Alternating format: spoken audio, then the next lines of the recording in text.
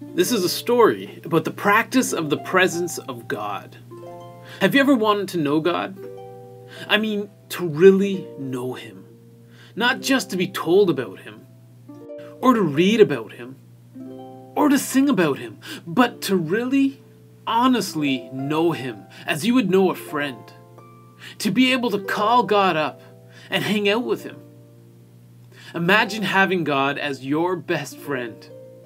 No need for the ritual of closing your eyes and bowing your head, but to honestly talk with God and to walk with God. King David once wrote a song, and in it he said that the only thing that he would ever ask from God, the only thing that he seeks from his life, is to dwell in the house of God, to sit there all of the days of your life and just gaze upon the beauty of God. This is something that's more inspiring than 1080p.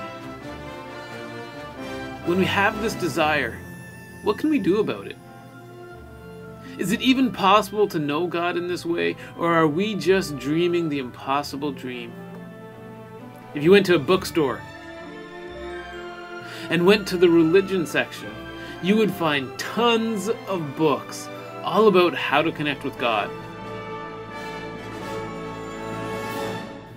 You can spend your entire life reading about God and how you can know Him more, and still, you will not get through half of the books out there. And once you've absorbed tons of information, you will still find yourself just as confused about how to relate to God. There are step-by-step instructions that you can follow. They'll tell you to start with holy fear, move into a hope in your salvation, and then reach full maturity when you live in the love of God. Why is it all so hard?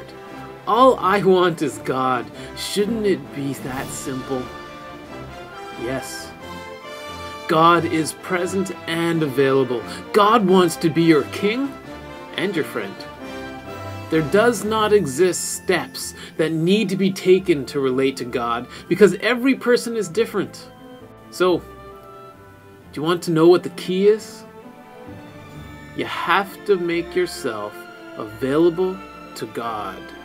2,000 years ago, Paul wrote a letter to the people living in a place called Colossae, and he told them that they already had received Jesus. He was there with them, always present. Now it is up to them to go and live with Him, to root their lives in Him so that the source of their lives will be Jesus. Stop studying and start living. School is out. God once spoke to the prophet Jeremiah and told him to go down to a potter's house. Once there, Jeremiah peeked through the window. Kind of creepy thing to do at a stranger's house, but when he looked through the window, he saw a potter working on a lump of clay. When the potter made a mistake, he simply crushed the clay and he started all over again. And then God said, "I am the potter. You are the clay." God wants to mold us into perfect creations. And do you know what our job is? We just need to be present. We need to make ourselves available and flexible. For now, we are present with God by setting aside time to focus upon God. We discipline ourselves to be there with God. But through the practice of caring for our souls, this will eventually become habit, and we will suddenly find ourselves taking God with us wherever we go.